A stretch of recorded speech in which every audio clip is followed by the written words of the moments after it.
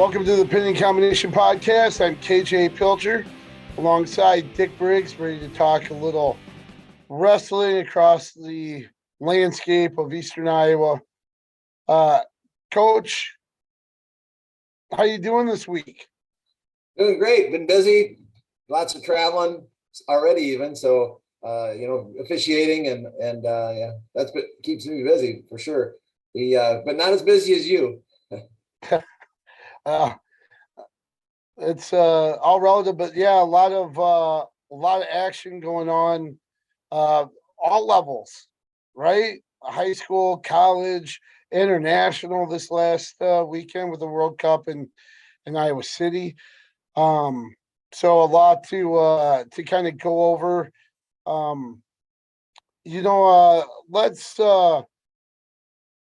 if you don't mind, I don't know if you got to see any of the World Cup or anything, but I'll just quickly kind of go over a few things. J.R. Ogden went down there Saturday while I was able to still cover prep meets and stuff. I went to Mount Vernon. We'll discuss that later on, but I went down Sunday for the final day of the World Cup.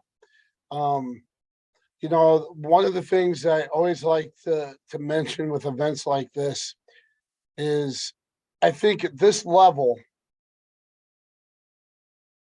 seeing these athletes in person is a real eye opener, because it's so different seeing them live than on a live stream or through a camera lens, because you really absorb just how good these wrestlers are, how athletic, how explosive when you see them through your own eyes in real time. Sometimes depending on how the camera follows action and whether it's zoomed in or zoomed out, that can really doctor what we see. Being able to see this level of talent up close and personal is something I learned in 2015 when I got to go to Las Vegas to cover the 2015 world championships. The action is fantastic. Tell you, the men's and on the women's side, it was really awesome to watch. Team USA on the men's side came away with their 15th, excuse me, gold medal in the World Cup, beat Iran 6-4, and probably clinched in the best way possible. Kyle Snyder's had big matches in the past. Fans call him Captain America and everything because of it. Everybody remembers how he locked up the U.S. World Championships team title by beating Sadulayev a few years ago. And then this year, Iran decided to bump up Cameron Gassimpur, two-time senior world champ, and I think three-time world champ overall. I think he has a junior or cadet or U23 title in there somewhere too. But Snyder just too big and too strong. Ended up with a 5-0 win, and clinched up the title for Team USA. And that came on two really nice wins by Zahid Valencia, who, Zahid's one of my favorites of all time to watch, even despite the little issue that he had. He wrestled outstanding this week. I think he was USA Wrestling's Wrestler of the Week. Nathan Jackson, he came through with a big win to set up Snyder's clinch. But just overall, great action, great performance, especially by Team USA.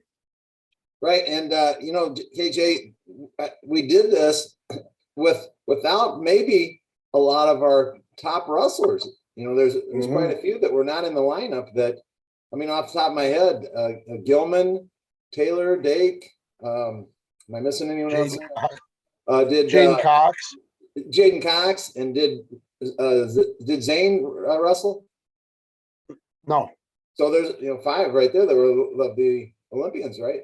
Not in Yeah. contests, but Gable Stevenson, of you course, yeah. know, So, I mean, that shows the depth that we have right now and where the level of wrestling in the United States is on the international level. So that's really, really cool. And I was excited to hear you talk about it. I did not yeah, get to see it. I was out busy. So, yeah, and I'm sure on the women's side of things, they weren't real, uh, happy with missing out on a medal, finishing fourth, lost to Mongolia on day two. Um, but they had some good individual performances. Diamond Guilford really stands out as well. I know Kayla Miracle lost a close one against Mongolia, but she had a really good um, weekend and avenged a loss to um, the world champion that she lost in the world championship. So women, they were also in the same boat where they didn't necessarily have their top performers, but they still wrestled. They still had some good performances throughout. Of course, there's an Eastern Iowa connection on the team with Felicity Taylor. She went 0-2, but she wrestled a really tight match with a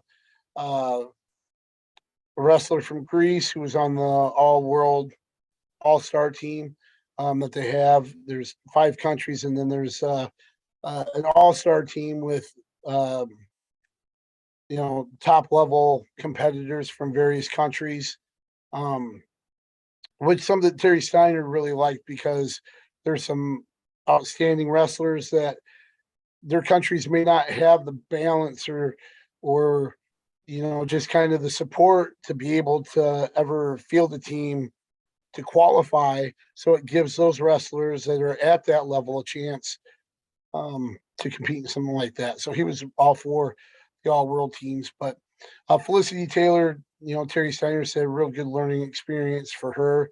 And, her biggest thing is that she just needs to trust her offense because it does work. Um, and she's somebody that, has a lot of potential in the future, just needs to kind of relax and let it fly a little bit. right. And what do they call that all-star team? What was there a name that they put on it? Just the all world team. All world team? Yeah, that's pretty cool. I like that idea too. That's neat. Yeah. Yeah. So, you had, like I said, there was a wrestler from Greece. I know, like Turkestan. Um, I want to say there might have been somebody from Azerbaijan. So you had some of those other, countries represented. So, Mhm. yeah, just overall, it's a great experience. The crowds, I don't know. It's just such a hard time of year here. We're right in the thick of men's, boys and girls wrestling season for high school, middle of college wrestling season as well. They were up against Iowa men's basketball on Sunday. So, if you wanted to reach over and grab, kind of pluck some of those mainstream sports fans out of the area, they're probably going to, place where they have season tickets and stuff like that. So just not a real good opportune time to sell out the whole place, but I think they ran a pretty good event. They had it looked like some wrestling teams went as a group to attend. I mean, that's great. I think that's great for those young people to be able to witness that. But it's just I think they had decent crowds, but probably hoping for a little more. But it's just really hard this time of year. Right. And I did not see the price of the tickets, but I thought I heard that they weren't they're a little bit lofty, that might have kept some people Mhm. away too. But I mean, it is a world level event. But when you're in the heart of wrestling and you got all sorts of wrestling, as you said, high school and college and so forth, that maybe people are not able, and right before holidays, not able to dig as deep into their pocket as normal. That's true. That's true. And I'm not sure who dictates that. I'm not sure if that's UWW, United World Wrestling, that kind of sets a floor or ceiling on ticket prices, or if that's Think Iowa City or what have you. But you know, uh, that was one thing I said on a different uh, interview, that we get accustomed to seeing some of these competitors locally. How many times have we've seen Kyle Snyder wrestle in Carver Hawkeye Arena, and so some of the other people, Zane Richards, Seth Gross, who actually was in Iowa City for a short period of time. Um, we've seen Jordan Burroughs in person a lot. How many times do we take that for granted? So when the tickets do kind of reflect, hey, this is a world championship that we're talking about, and you're like, yeah, I'm not going to spend that much money. I've seen these guys before, kind of thing. Mm-hmm. That might have something to do with it. But like you said, I didn't even think about the holiday season, that people are strapped already. That And but I will say this about consideration. kind of changing the direction here. The accessibility of the athletes appeared to be really, really great. Not only on the venue, but prior to that, at some of the clubs and some of the schools. Just going in and maybe being visible in practice, or maybe even, I don't know, showing some moves. I wasn't there, so I'm sure they might have done that. But I thought that was really, really neat. And saw lots of pictures of autographs being signed and video and such. And that's cool. That's neat for the youngsters that are looking up to those world level and Olympic medalists and world medalists. That's just cool. Yeah, and I think a couple of really good examples of that. After the gold medal duel, wrestlers to walk down the arena, and by one of the tunnels, there are groups of, youngsters that were kind of line the partition, and Yanni Diakomahalis suffered a really close defeat. Somebody that had beaten him in the world championships. I think he lost 5-4 or something like that. He didn't hesitate when he made kind of a slow walk down, and when he got down there, he veered right over to the young kids and started signing stuff. And that couldn't have been easy.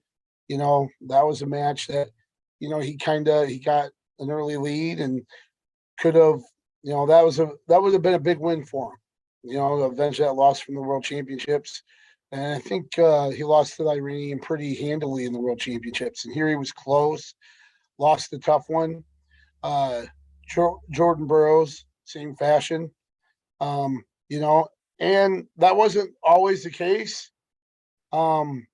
Did see, one wrestler that lost come out and just walk right by everybody, and you can kind of understand it. But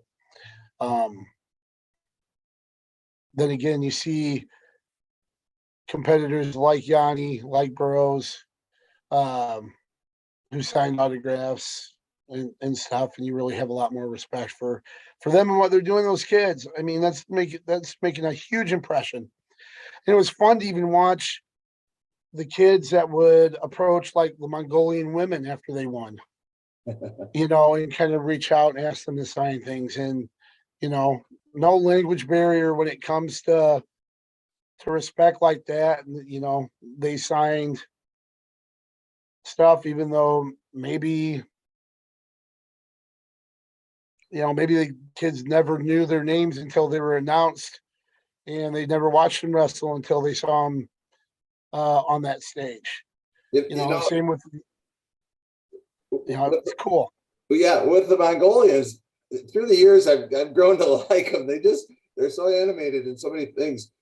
I saw that, a video that the Mongolian coach after the match with Jordan Burroughs, when Jordan Burroughs came over to shake his hand, he wants to do a selfie. So, and Burroughs is up on the the platform, and so he's doing the selfie from down below with the two of them in the frame. I thought that, that's neat. The coach doing that, and that. Yeah, and it's funny you kind of mention that because I think everybody around wrestling has heard about the Iranian fans. The Iranian fans support wrestling as much, if not more, than any other fan base in the world. And one thing that I learned in Vegas in 2015, and I think it applies for this year as well. They support all wrestlers. They really appreciate good wrestling, and they'll support anybody. They'll cheer for. Obviously, they're cheering for their guys more than anybody, right? Right.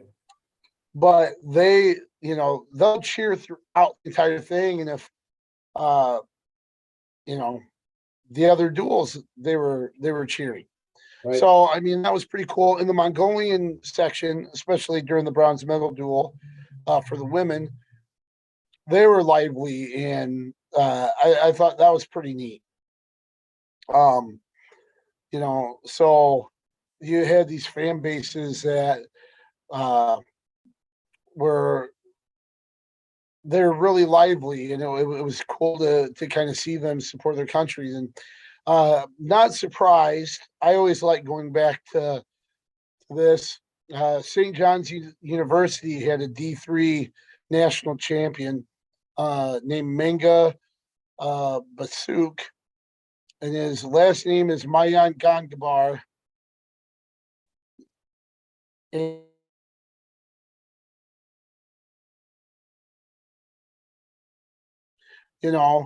so when they would cheer for him, they would yell Batsuk after every win, and they had his full name on a banner that whenever he would win, they would roll it out, and of course it like spanned across like one of the whole sections. We used to get a big kick out of that, and of course Batsuk was a really great personality, and really good to talk to as well. So love the Mongolian fans as well. It was cool to see them down there in Iowa City.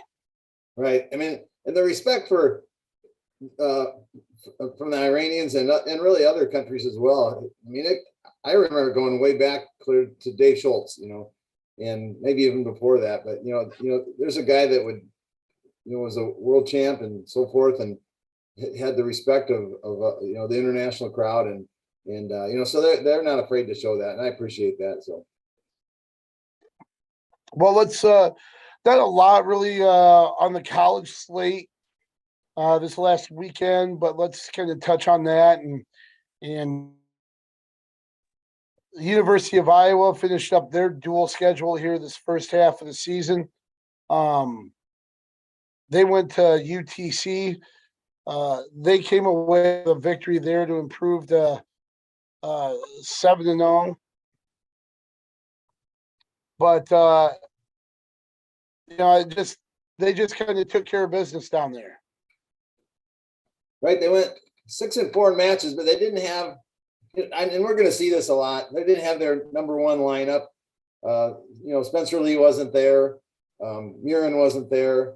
I'm not sure who their number one man is at 133. It could be that the number one man wasn't there at 133, but we'll see. Yeah, I think it might. I think all signs are kind of pointing towards it might be Brody Teske going forward, especially with Schriever, kind of being lackluster here in his opportunities. That's what I was thinking as well, but I didn't really have anything to base it on other than the observations that you just mentioned. So, yeah, I mean, they did a good job. That top half of that lineup, the last three weights really came through, and well, actually four weights, I guess, right? Kennedy's at 74, right? Did he fill in for Brands? No, he was at 65. Brands lost to Rocky Jordan. Oh yeah, by decision. right up, and Brands wasn't in the lineup either. I forgot. So I mean, you know, they Right. took down that, and I'm sure they knew they were going to win the meet, and they need to get those guys with that are long in the tooth, wrestling wise, and then also I'm sure Brands must have an injury of some kind. No, Nelson wrestled. Oh, Nelson did wrestle. Okay, Yeah, I'm sorry. he lost 3-1 to Rocky Jordan, who Oh, that's right. used to Yeah, wrestle at Ohio State, actually, grad transfer from Ohio State. my fault. I did remember that. Sorry, Sorry. but yeah, and so just it's interesting they went down for a single duel. You don't see that too often, but Right. to go to Nashville, that's pretty neat, I guess. Yeah, and the history there where Terry used to be head coach there at UTC, I'm sure kind of played a fact. But yeah, you kind of mentioned the upper weights, Assad, Warner, Cassiope all getting bonus points. Patrick Kennedy getting the tech fall there. The one, even though he won by decision at 6-2 at 157, but Kobe Sebrecht, is he kind of I don't know if you kind of look, if you consider this the midway point of the season, kind of. Um, is he kind of your breakthrough guy for the Hawkeyes here early on? Oh, You know, yeah, absolutely, without a doubt. And I'm not going to say he's a surprise because I think that the coaching staff and the athletes expect that, and though it doesn't always happen. They expect their athletes that are stepping in for the first time to wrestle at that level, and it doesn't always happen. But boy, he's really had a nice first half of the season here, and so it makes it. I'm anxious to see. And it's been fun because we've got to watch him, through high school and such, and so to step in and wrestle at this level is that's really fun.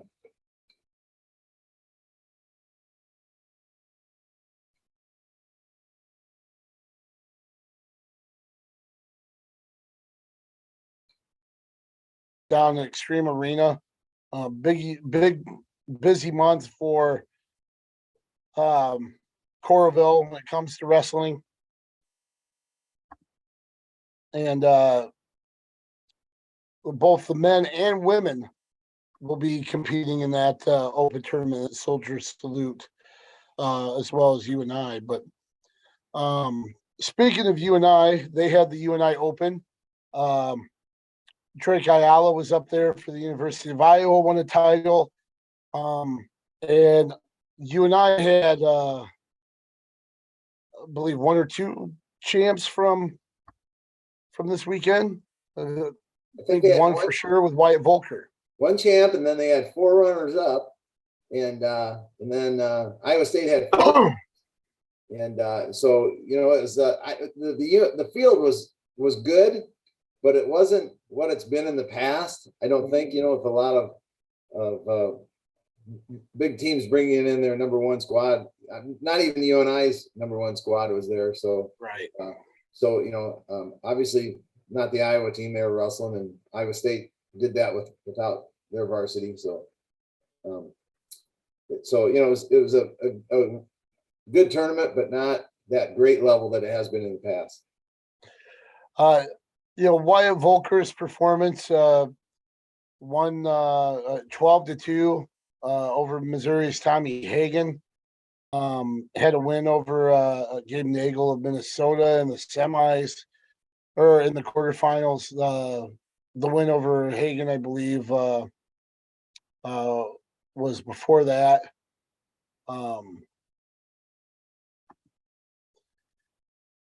And then interestingly received a forfeit from Iowa's Zach Glazier in the final. But he's 11-0. He's got 2 pins, a tech fall, 3 majors so far. We've seen Schwab do this in the past. I believe John Gunderson had his shirt pulled as a true freshman, maybe Tyrell Gordon as well. To try to fill that spot at 197, is that has Volker start, maybe does that make maybe pulling his shirt and giving him a chance to step into the lineup? Does that make that a possibility? Well, it makes it easy up to this point because they haven't had any dual meets, so they haven't had to put anyone in there. They'll have those now going forward. They start down at the what are they calling the duels down in The collegiate duel, the journeyman. yeah, coming up here, and so they'll start down there, and we'll see what happens there. But I think it's a possibility, and also this year, as you mentioned before, that you get 4 competitions. Is that right? Before you, is it your 5th one that you have to you lose your shirt, or is it your 4th one? I think it's the 5th one. I think you get 4 free dates. Okay, so you might see that, might see him wrestle, and then that might be the barometer that they use as well. So Yeah, and the journeyman duels coming up. You and I and Iowa State will both be down there. Maybe that's a perfect opportunity to kind of give them a chance, and see how that might work out. right, and UNI starts out with Lock Haven and Ohio State on the first day, the 19th, and then Iowa State wrestles Oregon State and Cornell that day, and then the second day, that depends on I think what happens the first day. So it might be a good chance to see where he's at. Yeah, and you mentioned Iowa State had a champ at the UNI duels or UNI Open as well, right? I think they had 4 champs. 4 champs. Yeah. Okay. So, they've had a good first half of the season. It'll be interesting to see how UNI and Iowa State do down in New Orleans for those Rockfin collegiate wrestling duels. So should be fun. And just to kind of reiterate the entire field: Iowa State, Lehigh, North Carolina State, Oregon State, Central Michigan, and North Carolina on one half, and then you've got Cornell University, Penn State, UNI, Ohio State, Cal Poly, and who's the other team? Lock Haven, did you say? Lock Haven. Okay. So. And those they don't cross over. So they call it red or whatever they call those divisions. The red doesn't wrestle the blue or whatever they're calling them. And so you wrestle within that division that you're in. So in other words, Iowa State would not wrestle UNI, and that's good because that needs to be done up here in Iowa. Right. Exactly. So, and I think we'll get a really good gauge. Like you said, UNI hasn't had any duels up until this point. So I think we'll get a really good gauge of where UNI's at. We saw them wrestle really well out at Las Vegas and at South Dakota State in open tournaments, and Harold Nichols Open. So I think this will be a really good gauge, a really good measuring stick for both UNI and Iowa State. Right. And I'm kind of anxious to see what the lineup is for UNI. I think we can kind of piece it together, but when it comes to dual meet time, you never know. And so we'll see. Yeah, I think Iowa State's probably pretty locked into what we've seen. Maybe we'll see what how things kind of go at 133. If we'll see Zach Redding, I think that'd be one of the bigger questions, kind of where that's at, where Redding is, and Adazayoff, if he'll still be manning that, or if Redding is down to 33 and feeling good. See if Tarakina is back. But they'll be pretty formidable if they've got everybody in place. Right. Iowa State's I mean, we've been watching them the last few years, just, creeping up, not even creeping, but moving forward, and they're there this year. I mean, obviously we saw that in the Iowa State duel, but they're there for sure. They're gonna be a fun team, and they've got some exciting wrestlers on that team. It'll be fun for their fans to watch and for us to watch as well. Yep. So that'll be next Monday and Tuesday, I believe, or next Sunday and Monday, 19th and 20th. So that is Monday and Tuesday. So Right, maybe Tuesday, yeah. so keep an eye out for that as well. That's about the same time as the Desert Duels, right? In Las Vegas. Yeah, I haven't even paid attention. I went to it the last 6 years, but it's definitely that weekend. Sometimes on a Sunday, sometimes on a Monday. So I haven't even paid attention this year. So yeah. And I know at the D3 level, some news that's starting to kind of circulate. It looks like Loris is on the verge of starting a women's wrestling program there, kind of joining some other schools in the area like Wartburg, like Cornell, like Simpson, who have women's programs starting up. So another women's program emerging in the American Rivers Conference. That's great. That'd be nice if all of the schools eventually had it, but good to hear that for sure. Any other final college thoughts? Just a little wrap up here on D3. Cornell went up to La Crosse and wrestled in that multi-level tournament. They wrestled in Madison this year, but they wrestled La Crosse in Madison, where you've got a Division I team, Division II team, Division III team, and La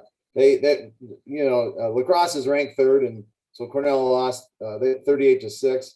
Their next competition is a Prairie Wolf Duels Saturday out in Nebraska, and at Nebraska Wesleyan. And then Co went big over your Beavers. They're 47-3, and they're off until the national duels. Luther lost. Actually, they split. They lost to Wabash, who's ranked in the top 10 for sure. I don't remember if they're top 5 or not. They're close. They lost 30-16, so they had a good showing there. And then they beat Wisconsin Stevens Point 36-3. And their next competition is the Gator Boot Duels. I love the name of that. I love that name. Down in Nashville. So the Gator Boot Duels. And that's on Saturday.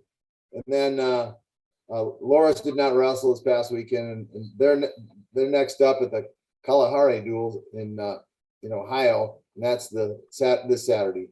So, and then Upper Iowa is their next competition is the Midwest Classic in Indiana. So that's kind of the wrap up of D3 and D2 there. Yeah, and kind of interesting with Upper Iowa. They haven't had a competition since November 23rd. Yeah. With Waldorf, quite a gap there for the Peacocks when it comes to early season competitions. Right. I don't know what's going on there. If they're having to limit competition with funding, or if they're, I don't know. So it just seems odd that's the case. Right.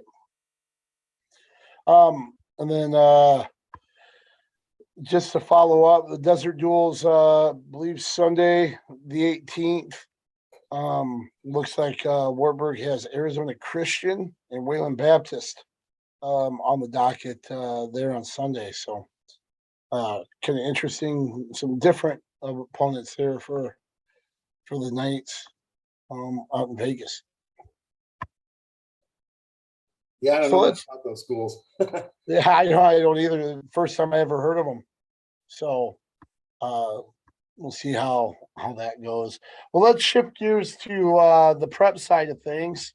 Kind of right in the thick of competition for boys and girls. If you don't mind, I'll kind of start kind of going over what I saw Saturday at Mount Vernon actually had a couple back-to-back trips there for Mount Vernon. Last Thursday, you and I covered the boys and girls duels against Clear Creek Amana. That was pretty cool. Mount Vernon won both duels. Interestingly, that was the first sanctioned girls duel at Mount Vernon. And I think they split the 6 matches that were competed. Each team getting 3 pins, but Mount Vernon with close to a full lineup and received a lot of forfeits to come away with a duel. And Ellie Sabetka won the very first match for Mount Vernon in their gym. First Mustang to win a match in their home gym for the girls. So remember that if you ever have a trivia contest. But it was really cool. We got to see the girls' teams receive a standing ovation in between meets there. That was kind of neat. Right, had a very good crowd too. I posted a picture of us before, but that was before the meet started. So the crowd had really filled in, and there was a very nice crowd, and they were loud. And like I said before, the girls bring a different level of excitement to the gym. So that was fun and fun to watch. And we're going to see that where we've got some teams that are full and some that are not full. And as the sport grows, and it's going to grow rapidly here, and as it grows, that'll even out. So, yep. And the boys, the Mustang boys won big there as well. Mount Vernon's one of those teams that have really just kind of opened some eyes here early on. Won team titles at the Newton Classic. Have dual wins over Clear Creek Amana, Williamsburg, and then they won the team title in a field that included Assumption and Lisbon. Lisbon not full strength by any means, but Mount Vernon had 6 finalists to lead the field. They got a championship from Clayton Perot at 106. Lisbon had 5 champs. Brandon Paez, Tiernan Boots, Indy Harbaugh, Matthias Cole, and Wyatt Smith at heavyweight. Brandon Paez, a fall in the finals against Aaron Boone from Washington, who's ranked 6th in 2A. Believe he's a returning medalist. Real quality opponent, and Paez really has dominated his foes early on. The UNI commit. Schwab's getting a good one there. Well, that's good to hear for the Panthers and for Brandon. Doing a great job. That's not a surprise. He's kind of filling in. Lisbon every year has that hammer. It seems he wants to be the hammer this year. So, there's your guy. Yep. Assumption had a decent showing. They had 3 champs overall, but it's still a team that they've got a few really good individuals, just not that balance. Derek Bass was a champ for them at 126. Looked really, really good on Saturday as well. But again, another nice showing for Mount Vernon, who was just, I think, has climbed maybe to 4th in the dual rankings and 8th in the traditional rankings. So, they're still hoping for, maybe some individuals to get healthy. I think there's some hope that maybe Clark Younggreen, who was a state medalist last year, suffered knee injury during football. They're kind of holding out hope that he might be able to join them for the wrestling season. Might be kind of unlikely, but it still could even be a better team going forward, which is kind of scary and really adds a lot to the already packed WAMAC. Right. And with Young Green, it's sad, tragic, and all that. I mean, there's worse things that could happen. But that's just, in a high school career, here's a guy that gets his knee injured towards the end of the football season, doesn't get to play in the football championships, the final game, and now his wrestling season is likely being stricken. But they are hoping that he can get back. But I think he wants to play. Actually, coach told me he wants to play football in college. So they're going to have to weigh and balance the risk factor there, I suppose. They being the family. We'll see if that comes to fruition or if he's going to forfeit this season. And he's a guy that was sick last season at the state tournament and still managed to place, but he was very sick at the state tournament when he wrestled there. So I think that affected his outcome at the state tournament as well. And one other thing to note, I think just kind of looking at kind of the pre-tournament breakdown here, 170 pounds, had about 5 ranked wrestlers in the bracket there. You had a finals match between West Liberty's Drake Collins and Mount Vernon's Henry Ryan.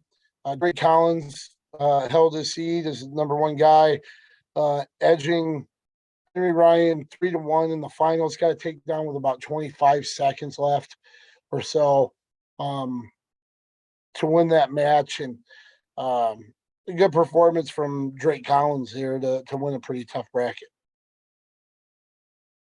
Yeah, that Mount Vernon, that tournament's tough for sure. A couple other tournaments. One tournament I want to kind of mention, I know we didn't really mention it when we were kind of throwing subjects back and forth, but I want to mention the South Winneshiek tournament there. Could be kind of foreshadowing to what's to come in Class 2A. You had Osage and West Delaware in the field. I don't know if West Delaware was at 100%. Didn't look like they had everybody in the lineup, and then they also had Brent Yakovic, one of their top returners, injury default out of his bracket.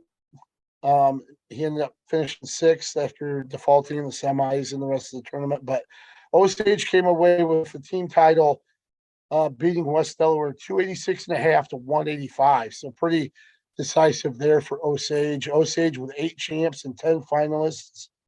West Delaware and 3 champs: Carson Less, Will Ward, and Cam Guther. Vince Schellsberg, Cooper Sanders. He won the 152-pound title there at Southwind. But Osage, I tell you what, West Delaware's string of titles on the dual side in jeopardy. Osage looks like it could be pretty darn good, both duels and obviously tournament wise. Right. And that's no surprise. And that in our very first podcast this year, I believe I mentioned that Osage has over 100 points returning all of their points, I think, from the state tournament last year, and they are the team to beat. And so they showed that this weekend. And I think when West Delaware gets to full strength, they're still going to have their hands full. So we'll see. It's going to make it exciting. For sure. And then Western Dubuque, they held the Bobcat duels this weekend. Alburnett comes away with a title up there. Right. I was up there roughing that this weekend, and tough teams. I did not rough Alburnett actually, and so I was kind of on the other side of the bracket. I guess it just ended up that way, I guess. But Did get to watch them on some down times and see, but Alburnett placed first in the dual tournament. And it was a 10-team dual tournament. So they wrestled 5 round robin, and then they paired the first and first. Was it 5 or whatever they wrestled? And then paired the first versus first and so forth. So Alburnett beat Pleasant Valley 42-32 in the finals. Then Williamsburg was third over Dakota, Illinois, who's a very strong team, 39-36. And then Caledonia out of Minnesota beat Kennedy for fifth, 48-24. And then Western Dubuque was seventh, and they beat Central DeWitt 54-22. But back to Alburnett, their first 10 weights, 7 of those 10 went 5-0 on the day, and the other 3 went 4-1. We knew that they had their upper weights were a little bit lean there. They did have some bodies there, though. Earlier in the season, they were forfeiting those, so I believe they had every weight filled. But so they're going to build on that as well. And but those those first 10 up to 170, geez. And I got to say this, I was writing them down, and the first names of the Alburnett, those 7 that went 5-0, first names are Atlee, Rowdy, Tayton, Brody, Gunner, Carson, and Reese. That's 7 names that are pretty cool. I like those. Yeah, right. not your usual, Kevin or Richard or whatever. Yeah, right. It sounds like you have your own version of the Outsiders right there in Alburnett. Right. Golden Rowdy, right? Yeah, that's right. Yeah. I thought that was kind of fun though. Yep. Yeah, and Alburnett's off to a really good start. Nearly knocked off Prairie the first night of the season. They wrestled really well at Independence that first Saturday. So I think that's a team that's going to make a lot of noise, and especially in Class 1A as well. I kind of liken them to how you mentioned Mount Vernon. They're kind of that same team. They're going to be a team that similarities. Watch. They're moving up the ranks for sure. Well, let's touch on a couple more tournaments from last week before we look at the Battle of Waterloo to kind of close things out. Look at North Cedar. Solon went down there and won the team title with 173 points. Bell Plain was second at 155.5. Northland third, 108. Solon got a championship from Larson Sinwell at 132. Bell Plain with 3 or 4 champs: Jackson Weta, Hunter Henry, Aiden Tim, and Chase Wickwire. Northland had 2 champs: Cale Bridgewater and Jaron Payton.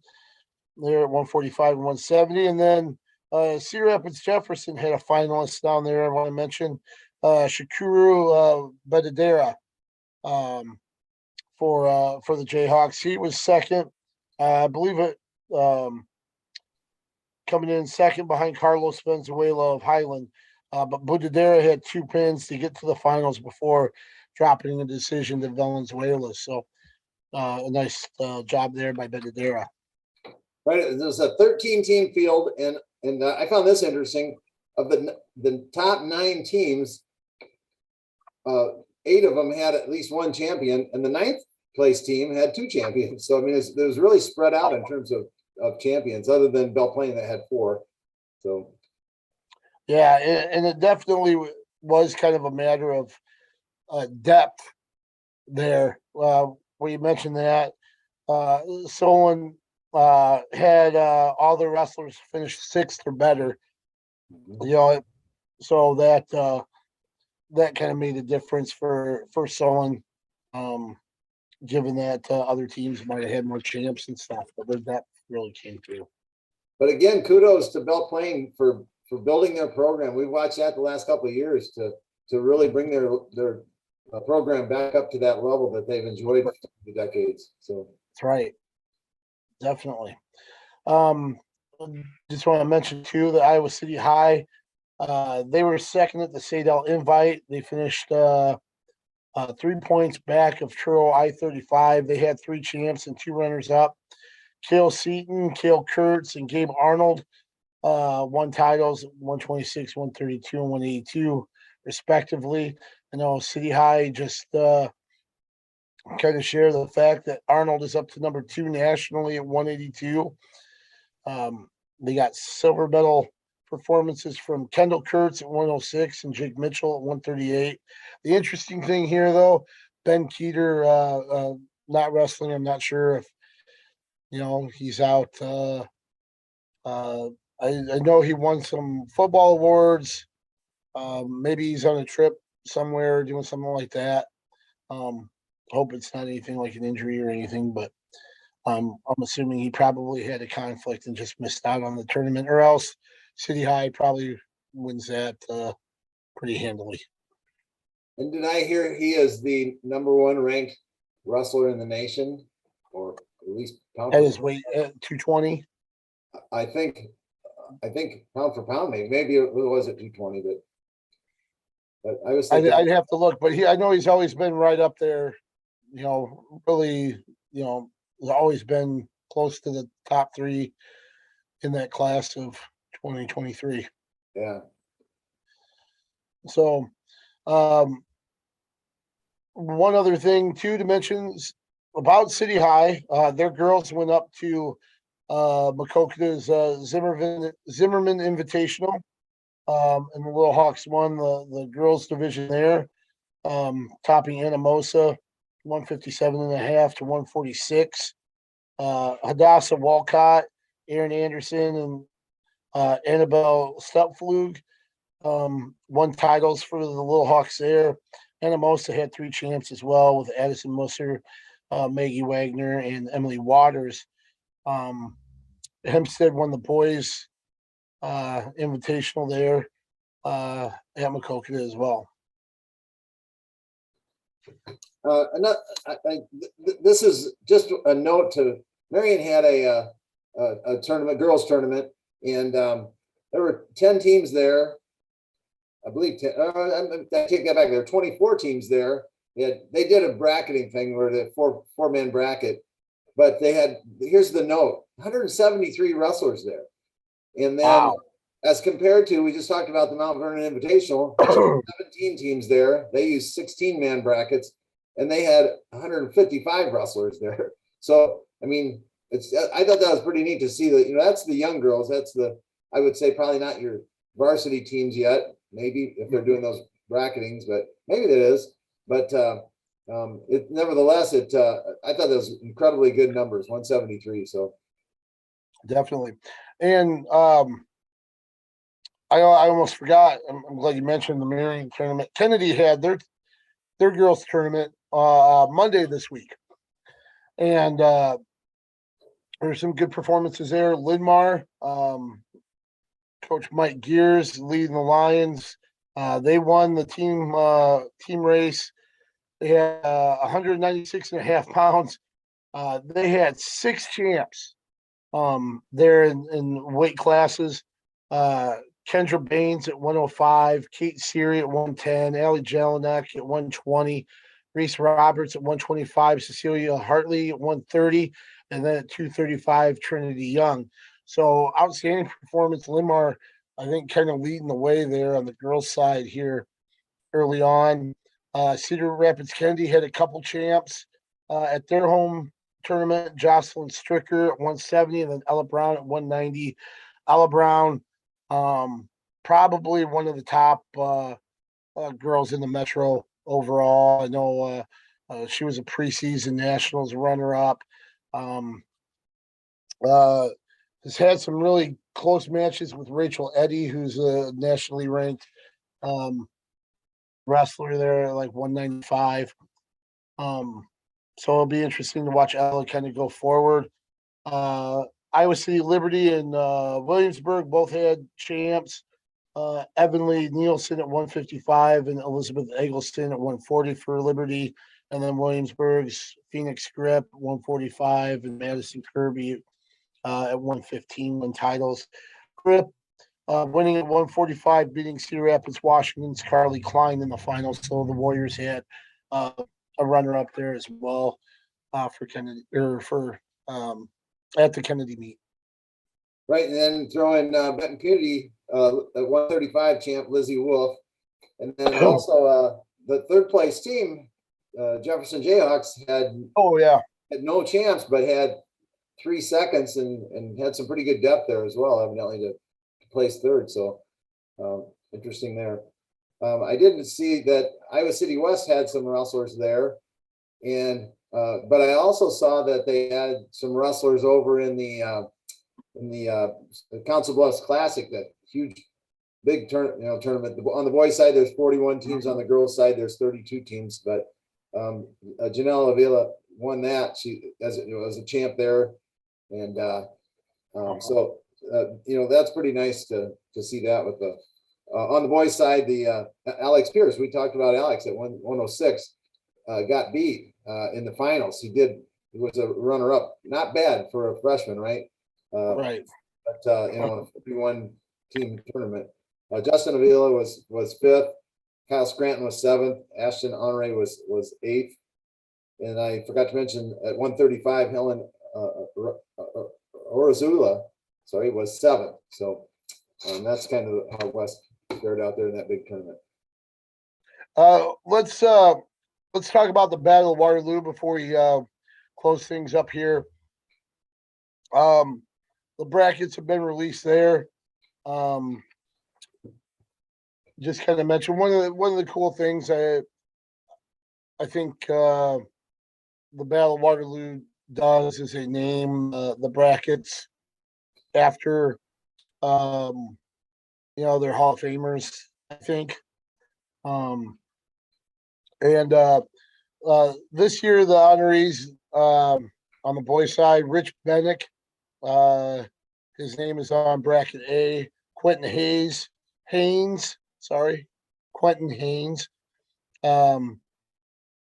His name is the bracket B. Steve Gillian. In bracket C, and then the Morkel family. I think people recognize the Morkel name from the Cedar Valley. Bracket D, up there. We'll run through the teams in bracket A, and then I kind of get your thoughts about the pairings. Bracket A, you've got Osage versus Columbus. Osage number 1 seed. They've got Waterloo Columbus right out of the gate. The 4 and 5, you've got City High versus Crestwood. Auburnette's the 3 seed. They have Western Dubuque right out of the gate. Then you've got 2nd seeded Prairie versus Charles City. Boy, the semifinals could be a dandy if all the seeds hold. I like this bracket. Maybe intrigues me the most. Maybe because I know the team's a little bit better than some of the others, but we know Osage is solid. We know they're tough, be hard to beat. And then City High's on that top side with them. So there's gonna be some fun matches within that duel, assuming those two move forward out of that first round. And then the lower half is what I'm a little excited about, I guess, or interested about is Alburnett that we talked about is seeded 3rd. They'll have Western Dubuque, which is, they're not going to be able to roll over them. They'll have to put in a pretty good effort.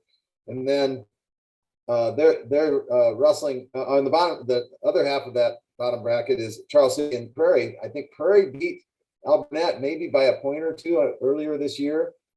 And I happened to be roughing a youth tournament on Sunday, and Coach Rush was there showing his guys, some of his guys working the table. One in particular, Brody Neighbor, was right there and showing them the bracket. And I happened to look over and he shared it with me. And I said, "Do you like where you're at?" He goes, "Yeah." So he was anxious to try and get another shot at Prairie. And so they were excited. I think that it'd be fun to watch what happens there again. Yeah. And then, in the finals of that will be another good one there. In bracket B, you've got West Delaware's number 1 seed. They have Waterloo East in the first round. Then you've got a couple small schools going at it with Wapsie Valley and Nashua Plainfield. You have Independence and as the number 3 seed versus New Hampton Turkey Valley. And then the number 2 seed Don Bosco has Denver in the quarterfinals of bracket B, the Quentin Haynes bracket. This one,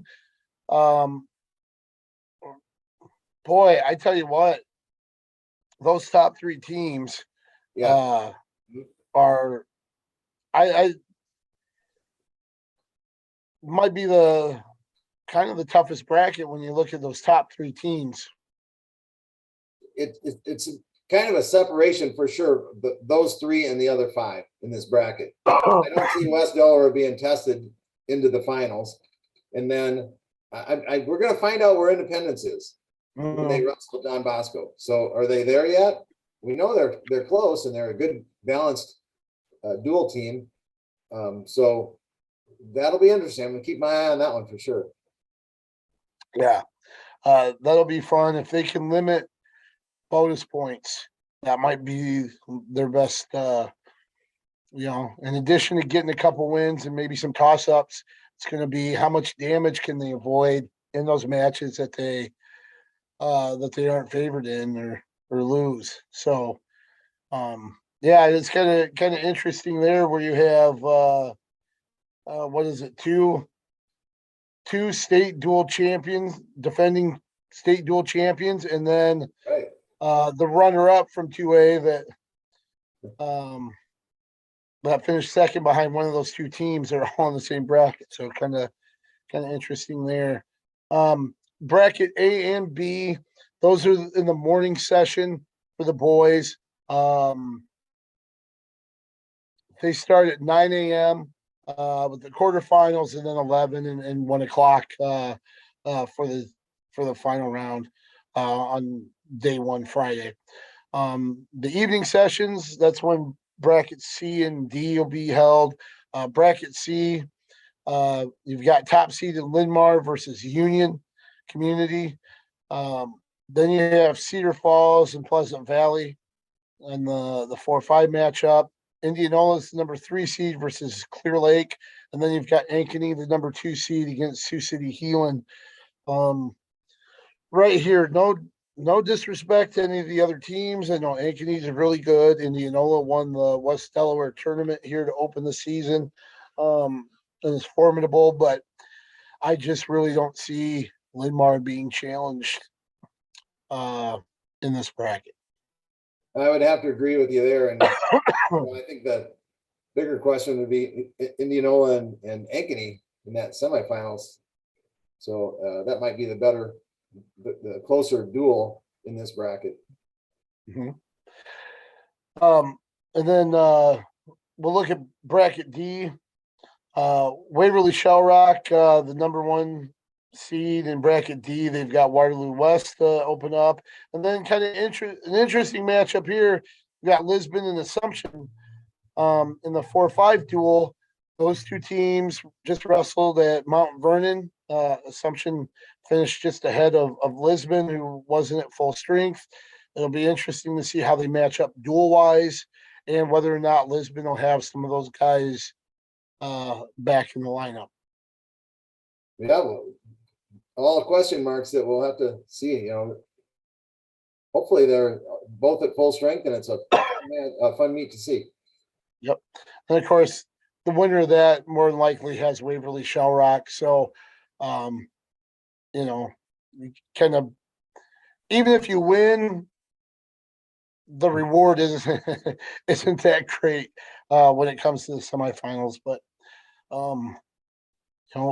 could be the makings of a pretty good quarterfinal. On the bottom side, you've got North Scott, the number 3 seed against Clary and Goldfield Dells. And then you've got the number 2 seed West Des Moines Valley against Lake Mills. Kind of see North Scott Valley in the semis, and then the winner against Waverly Shell Rock. But kind of like bracket C, I think this one's maybe Waverly Shell Rock's to lose, pretty much. Oh, I would, without question, yeah, for sure. And then kind of mention what happens after the first day and how they pool them up there. So let me ask this. How about you pick a winner from each bracket? Okay, you want to start and work backwards or from the top down? However you want to do I'm gonna work backwards because I think it's gonna be easier there. it. Okay. Okay, Waverly Shellrock. You want me I to? agree. Okay, Linmark. Go ahead. Okay. And then now we got top half. We got a little bit closer potential here.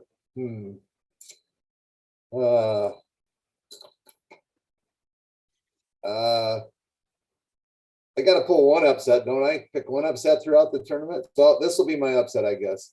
I'm going to pick, assuming they make the finals, Don Bosco. Though I really don't think it's true, but I got to pull one upset, right? Yeah. And then, Okay. then on the A bracket, it's got to be Osage. They're just too solid. Okay. All right. I agree with C and D. Limar, Waverly, Shellrock, I think without a question. Bracket B, I also like Don Bosco. I just, especially with West Delaware's showing this last weekend, just not sure if they're all 100%. So I like Don Bosco out of bracket B. Bracket A, I am going to throw something against the wall and see if it sticks, and we'll see. I'm going to go with City High.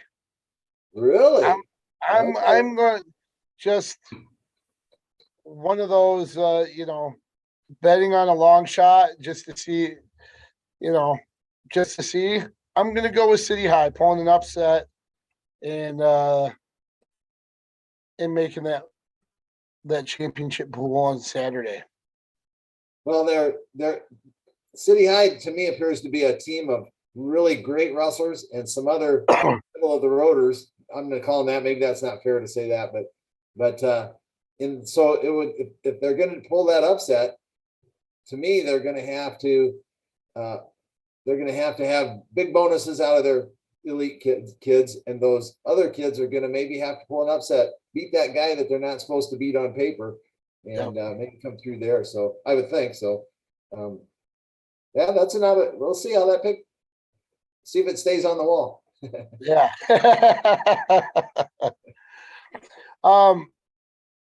And then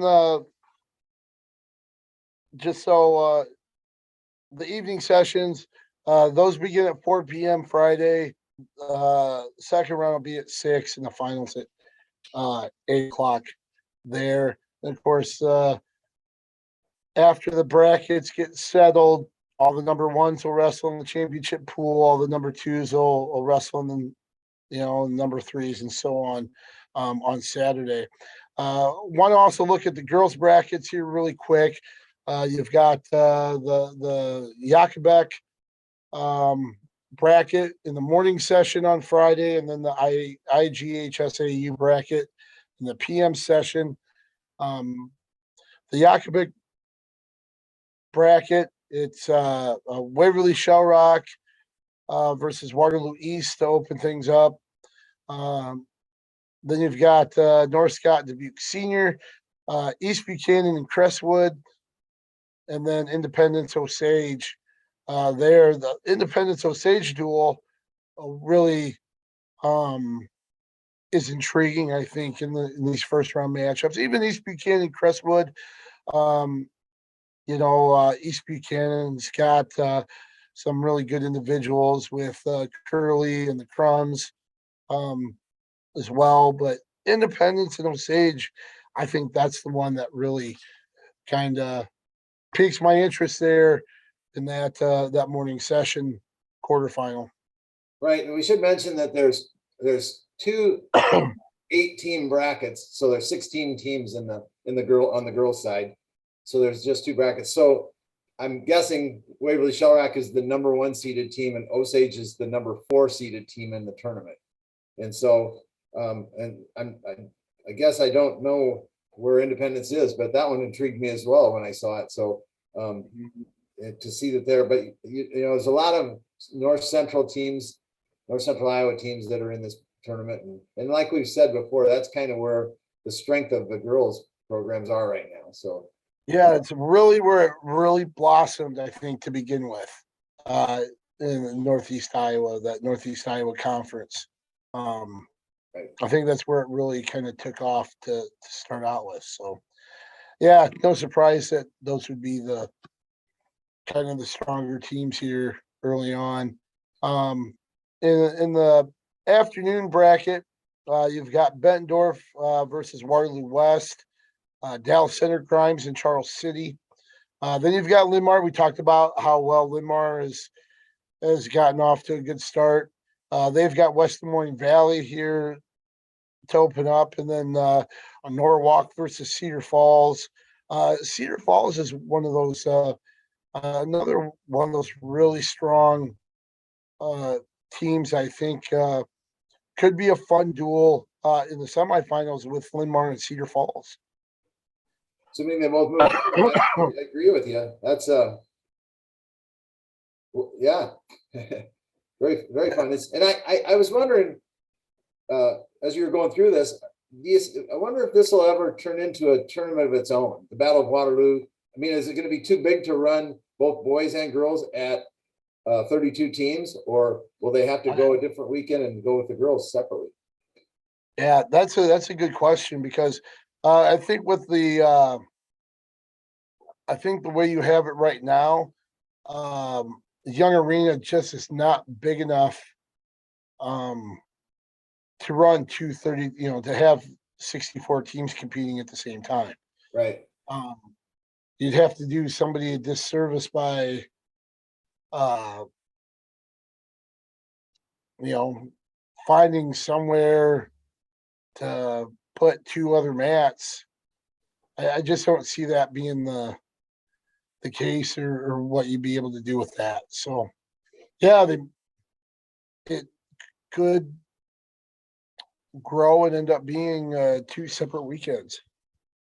I think you're going to have to do that, and then, or like you said, find a satellite site. I mean, I don't know if you go to McElroy or I don't know if you just only need two mats, maybe to one of the high schools. But again, that kind of takes the luster out of the tournament.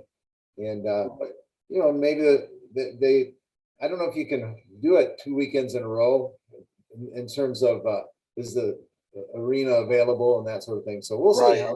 That'd be hard with the Blackhawks playing Right. hockey there and everything, but no, it'll be interesting to see how that kind of grows in the future. I know some other tournaments this weekend. Northland will have a tournament. Regina has their tournament as well. But a lot of good action. And I'm at Prairie for a girls tournament there, so I'll be in town, local, see how the local talent is developing. Yep. Prairie's girls tournament. That's a first for Prairie, I believe. So we've seen Marion and Kennedy have their events. We saw Linmar with their dual event earlier. So it's kind of cool to see the Metro having their running their gamut of events here before January, because more so than the boys, once you get on the other side of the holiday break, you're going to be short season. You're going to have a short, condensed season before their state tournament at the beginning of February. So, right. So, and then the regional, is that the last week in January? I haven't even looked. I believe, yeah. So, yes. So we don't even have a month before. Yeah. Yeah, because when you figure they probably won't have competitions the first half of the first week when we get back because of where New Year's Day falls. So, yeah, you're going to have about 4 weeks before you have your qualifier. Right. It's going to go quick. Yeah, it's an interesting, we'll talk about it later, not today, but with all of the dip changes, with the girls we've been talking about, that's all new. But then also there's some big changes on the boys at state with the 24 qualifiers. So we'll talk about that some other day, but some interesting things to see how they develop. Yep. Next week, you wanna wear a Christmas sweater? You got ugly Christmas sweater? We'll have to dig something out. I don't have one really, but I have a shirt that my wife calls an ugly Christmas shirt. So Okay, well that'll do. I jumped into the ugly Christmas sweater pool this year.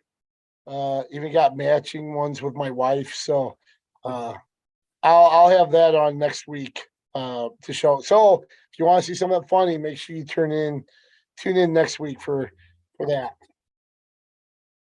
all right. Any last thoughts, any words of wisdom before we sign off for this week? Keep it rolling, wrestlers. All right.